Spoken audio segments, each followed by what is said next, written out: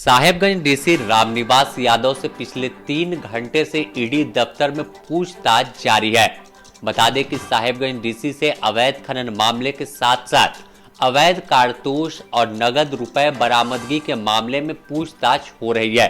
खास बात यह है कि जब तक साहेबगंज में इनकी पोस्टिंग हुई है तब से इन्होंने अपने सैलरी अकाउंट को 2 सालों तक हाथ नहीं लगाया था।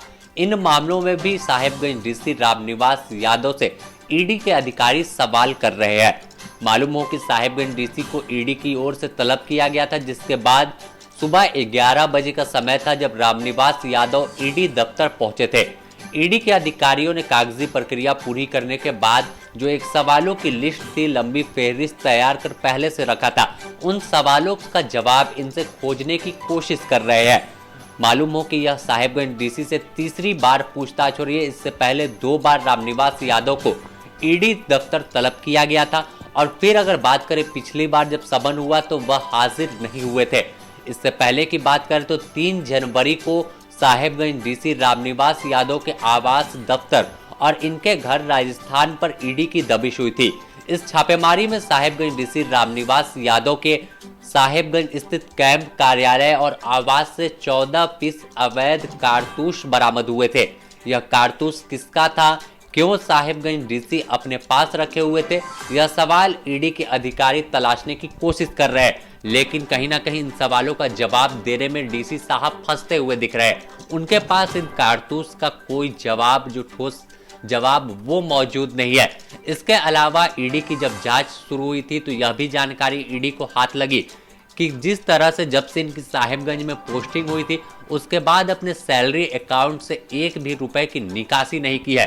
तो इस मामले में इनसे सवाल पूछा जा रहा है कि आप एक लाइफ स्टाइल जो है काफ़ी बेहतर जीते हैं, आपके बच्चे बढ़िया स्कूलों में पढ़ाई करते हैं, आपकी फैमिली है, इसके बावजूद आपका खर्च किस तरह से चल रहा था, क्योंकि आपने तो 2 सालों से पैसे का विड्रॉ जो है वो अकाउंट से नहीं किया था। तो उन पैसों का सोर्स क्या था जिससे आपकी तमाम चीज़ें जो थी सुचारू रूप से चल रही थी, कहीं भी कोई कमी नहीं आई थी, लग्जरी लाइफ जी रहे थे। तो इन तमाम पैसे का सोर्स क्या है। इसके अलावा जब इनके कैंप कार्यालय में छापेमारी के दौरान 7 लाख रुपए से अधिक नगद भी ईडी को मिले थे और यह बताया जाता है कि यह पैसे फाइल के अंदर किए हुए थे। तो यह भी सवाल पूछ रहे हैं कि आखिर यह पैसा किसका था और आपके कार्यालय की फाइल में क्या कर रहा था। जो शक है, जो जानकारी है कि इन तमाम पैसे जो थे वो रिश्वत के थे और अवैध तरीके से कमाई के पैसे कार्यालय में डीसी साहब के रखे हुए थे। तो साफ है कि डीसी साहब की मुश्किल जो है वो बढ़ सकती है, क्योंकि शुरू से ही इन्हें जो ईडी है तीसरी बार पूछताछ कर रही है। बीच में समन किया तो वह हाजिर नहीं हुए, कैबिनेट का जो प्रस्ताव आया था उसका हवाला दिया था।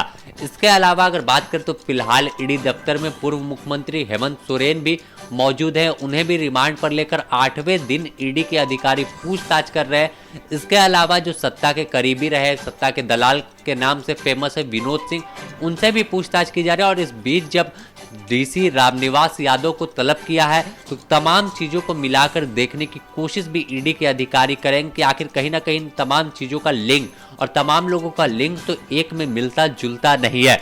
मालूम हो कि 1250 करोड़ रुपए का अवैध खनन साहेबगंज में हुआ था, जिसकी जांच करीब 2 साल से ईडी कर रही है और अब तक इसमें कई लोग सलाखों के पीछे जा चुके हैं।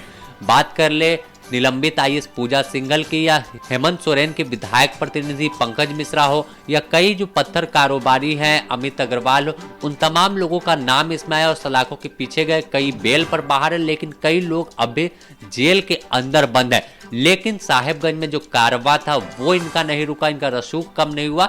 अवैध खनन का काम निरंतर जारी है। बीच बीच में ईडी की जांच वहां पे होती है तो खुलासे होते हैं कि अवैध खनन कर फिर भी पत्थर निकालने का काम जारी है।